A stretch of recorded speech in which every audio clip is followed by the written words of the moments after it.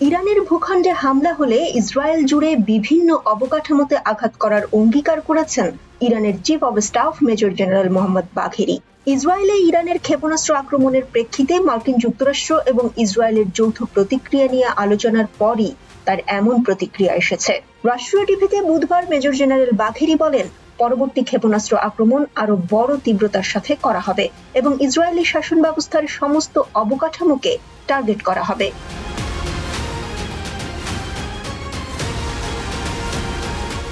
ইরানি সংবাদ মাধ্যম ইসরায়েলে ক্ষেপণাস্ত্র ছোড়ার ফুটেজ অনলাইনে প্রকাশ করেছে।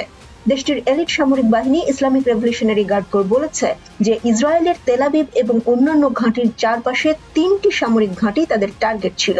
মঙ্গলবার গভীর রাতে ছোড়া ক্ষেপণাস্ত্রের ৯০%ই তাদের টার্গেটে আঘাত করেছে বলে জানিয়েছে আইআরজিসি। অথচ ইসরায়েলি সামরিক বাহিনী বলেছে ইরান তাদের ভূখণ্ডে প্রায় ১৮০টি ক্ষেপণাস্ত্র ছুড়েছে, যেগুলোর বেশিরভাগই আঘাত করার আগেই ধ্বংস করা হয়েছে বলে তাদের দাবি।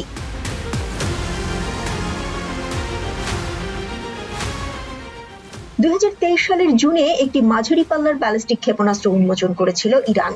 ক্ষেপণাস্ত্রটি শব্দের চেয়ে ১৫ গুণ দ্রুত গতিতে অর্থাৎ হাইপারসনিক গতিতে উঠতে সক্ষম। দেশটির তৎকালীন প্রেসিডেন্ট প্রয়াত ইব্রাহিম রাইসি বলেছিলেন, অস্ত্রটি ইরানের শত্রুকে প্রতিরোধ করার ক্ষমতা বাড়িয়ে তুলবে। মধ্যপ্রাচ্যের দেশগুলোতে শান্তি এবং স্থিতিশীলতা আসার আশাও করেছিলেন রাইসি।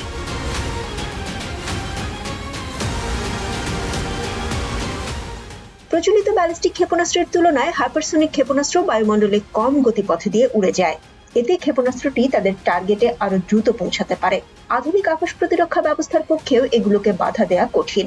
ইসরায়েলে প্রায় ২০০টি ক্ষেপণাস্ত্র নিক্ষেপ করায় ইরানকে তার পরিণতি ভোগ করতে হবে বলে হুমকি দিয়েছে ইসরায়েল। দেশটির প্রধানমন্ত্রী বেনিয়ামিন নেতানিয়াহু বলেছেন, ইসরায়েলে ক্ষেপণাস্ত্র ছুড়ে ইরান একটি বড় ভুল করেছে। ইসরায়েল গত সপ্তাহে হিজবুল্লাহ নেতা হাসান নাসরুল্লাহকে হত্যা করার পর ইরান এমন ক্ষেপণাস্ত্র হামলা চালালো।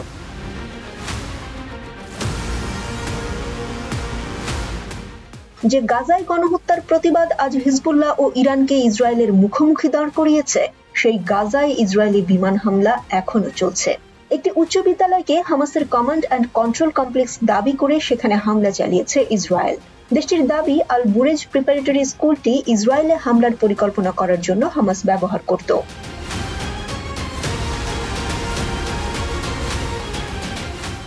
এত নির্যাতনের মাঝেও ইসরায়েলে ইরানের ক্ষেপণাস্ত্র আক্রমণ ঘরহারা ফিলিস্তিনিদের মনে শান্তি এনেছে। ইরানি ক্ষেপণাস্ত্র আকাশপথে ইসরায়েলের দিকে ধেয়ে আসতে দেখে তাদের উল্লাস করতে দেখা গেছে।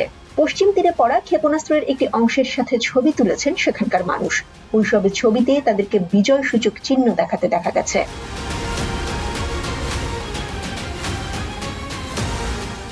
অন্যদিকে লেবাননে ইসরায়েলি স্থল অনুপ্রবেশ সফলভাবে প্রতিহত করেছে বলে বিবৃতি দিয়ে জানিয়েছে হিজবুল্লাহ। বুধবার ভোরের দিকে যুদ্ধ শুরু হয়। ইসরায়েলি বাহিনী আদাইসে শহরে অনুপ্রবেশের চেষ্টা করার সময় হিজবুল্লাহর এই সাফল্য আসে।